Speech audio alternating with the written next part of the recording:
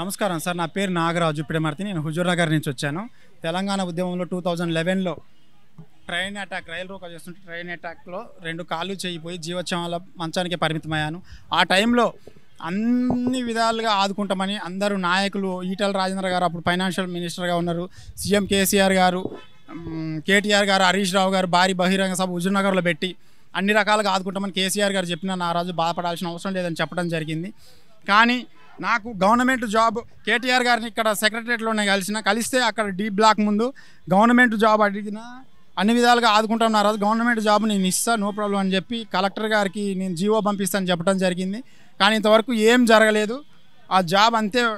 Job గురించి అయితే కలెక్టర్లు 4 మారారు, కానీ వాళ్ళని అడిగితే ఇక్కడ బాబు మీరు చనిపోయిన వాళ్ళకైతే జీవో ఉండింది, అమరులైన వాళ్ళకి జీవో ఉండింది, ఇలా నల్గొండలో మీరు ఒక్కడే ఉన్నారు, ఇలా దీనికి జీవో ఏం లేదు, డైరెక్ట్ మీరు సీఎం గారినే కలవండి అని చెప్పడం జరిగింది.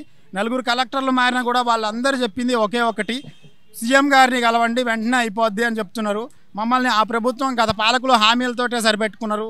ఈ కాంగ్రెస్ ప్రభుత్వం అయినా మమ్మల్ని అన్ని విధాలుగా ఆదుకోవాలని, గవర్నమెంట్ జాబ్ నిమిత్తం అమరుల కుటుంబాలకు ఇచ్చే గౌరవ వేతనం కూడా నా కుటుంబానికి ఇవ్వాలని, డబల్ బెడ్రూమ్ ఇల్లు కూడా ఇవ్వాలని, మా కుటుంబాలను కూడా ఆదుకోవాలని తెలియజేసుకుంటున్నాను. సీఎం గారి అపాయింట్మెంట్ కోసం తిరుగుతూనే ఉన్నాయి. ఇది సెకండ్ టైం ఇక్కడికి ప్రజా దర్బార్కి రావడం, బట్ సాధ్యం కాలేదు. సీఎం రేవంత్ రెడ్డి గారు ఈ ఛానల్ ద్వారానైనా మా బాధను అర్థం చేసుకొని మాకు ప్రభుత్వ ఉద్యోగంతో పాటు అమరుల కుటుంబాలకు ఇస్తున్న గౌరవ వేతనం కూడా ఇవ్వాలని, డబల్ బెడ్రూమ్ ఇవ్వాలని మేము కోరుకుంటున్నాం, డిమాండ్ చేస్తున్నాం.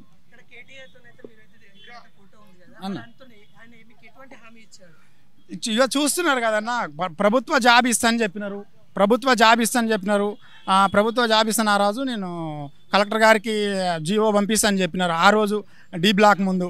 బట్ ఇంతవరకు ఏం లేదు. వాళ్ళని అడిగితేనేమి ఇదే చెప్తున్నారు కదా, మాకు ఏ జీవో లేదు, తెలంగాణ ఉద్యమంలో ఇలా కోల్పోయి ఉన్న వాళ్ళకి ఏ జీవో లేదు, మా చనిపోయిన వాళ్ళకి మాత్రం, అమరులైన వారికి మాత్రమే జీవో ఉంది, నీకు జాబ్ రావాలంటే డైరెక్ట్ సీఎం గారిని కలవాలని చెప్తూనే ఉన్నారు.